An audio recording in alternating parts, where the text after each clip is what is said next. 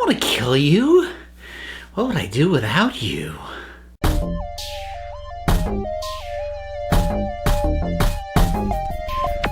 So, really weird news broke recently, and that is that apparently Jared Leto's Joker, as seen in Suicide Squad, is getting a solo movie.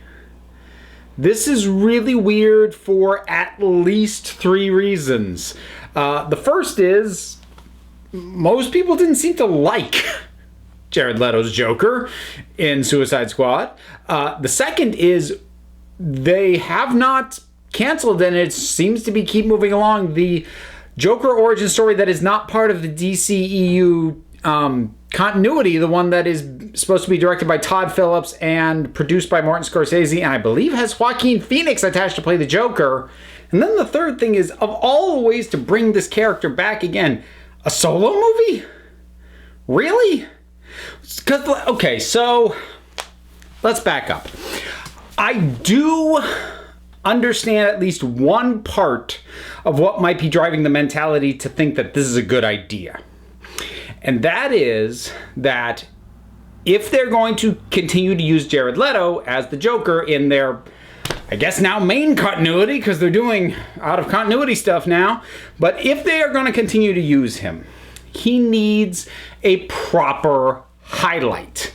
Basically, they need to rehabilitate him. And because if they do it properly, then what will happen is the fact that he didn't work in Suicide Squad will be chalked up to the way the character was used as opposed to the character inherently, which is part of why I've always been hesitant to heap a whole lot of hate onto Jared Leto's Joker, because it doesn't work. But the thing is, structurally, the character doesn't work in the film regardless of who is playing him or how, because he's completely superfluous to anything going on, and yet he's shoehorned in there anyways. So just on the basic fundamental storytelling level, the character doesn't work before you even get into characterization and how he was played. Like, I've always been, I don't like what I see of the Joker in Suicide Squad, but I've always been hesitant to be overly judgy about it, because I feel like if there was something there, it was completely kneecapped by the way in which he's oddly placed into this movie. So if they do something, they've chosen to do a solo movie, but if they do something to highlight this version of the Joker and basically redeem him as a character in the eyes of the public, then it can just be written off as one more thing wrong with Suicide Squad as opposed to a problem with this character. I am still a little bit surprised that they're doing it.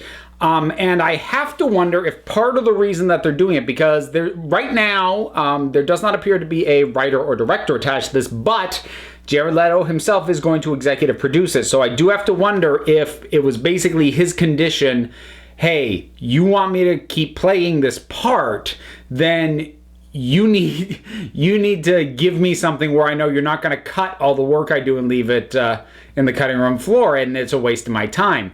And that might have led to why this is being done as a solo film as opposed to anything else. Now, again, I kind of look at Suicide Squad and go, well, if he is making a demand like that, and again, that's speculation on my part, but if he is, given what I saw, that doesn't feel worth the bother.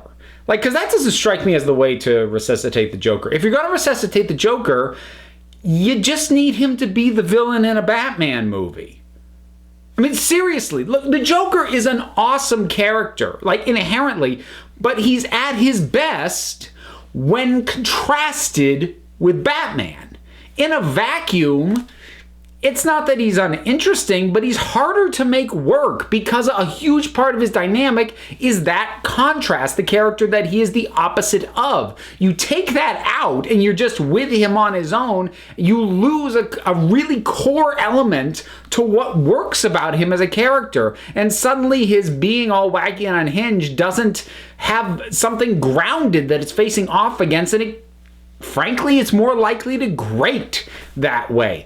And that's not me saying it's impossible to do a Joker solo movie, but that strikes me as something that you should do after you are certain that you have a version of the Joker that people really like. And Right now, frankly, DC does not have that. And they seem to know they don't have that, as evidenced by the fact that they're still going forward with the Todd Phillips, Joaquin Phoenix thing. So the fact that we are not only about to have two Jokers, but have two solo Jokers, like, that's another thing that's just going to be confusing, because if you had just had the Joker as the villain in a Batman movie, then you could have gone, oh, okay, well, the Jared Leto Joker is the Joker in this, main continuity. He's the one who's showing up in these other people's movies. The one that was on his own, the guy in the solo movies, he's something else. But now they're both going to have solo movies, which just makes it all the more confusing and all the more, why are you doing that? Like, the whole thing with doing a solo Joker movie that was outside the continuity already kind of made people going, wait, what?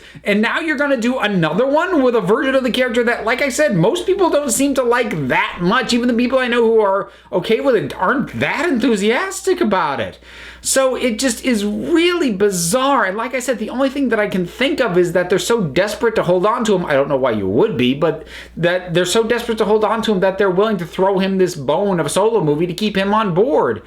But, like, I understand giving Harley Quinn her own spinoff. I'm not entirely sure it's a good idea. It could still work, but, like, I understand why you do that, because most people coming out of that movie, she was one of the few things people seem to like. The Joker, not really. And it's just such an odd... It contributes to the image that is going on with Warner Brothers handling DC properties right now, which is that they're just throwing everything at the wall to see what sticks.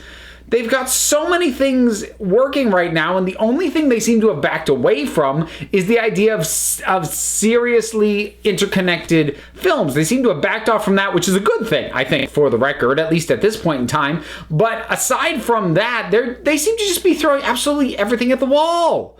And I don't...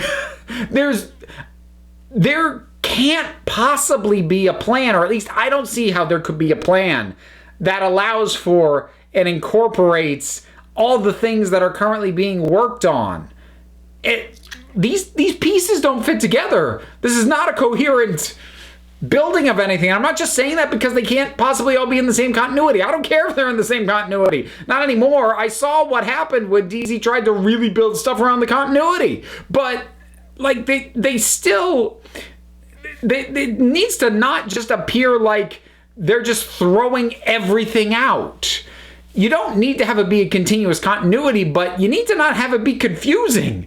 And two solo Joker movies with two different Jokers, one of which is in the continuity and one of which isn't, is confusing. Like, why? Why? Why would you do that? It's just really, really weird, and I've got no other words for it at this point. I can't even, like, get mad about it, because I'm just bemused and befuddled. And I want to come up with another B word because I want to be alliterative, but I can't. Oh, man. Yeah. So Jared Leto getting his own Joker movie. What are your thoughts about that? Whatever they are, if you can make sense of this, please drop something down in the comments. Let's talk about it. There's all the stuff to do, like, subscribe, follow me on Twitter, podcast, Patreon, etc., etc., etc. Links for all that stuff and more is down in the description. So until next time, this council is adjourned.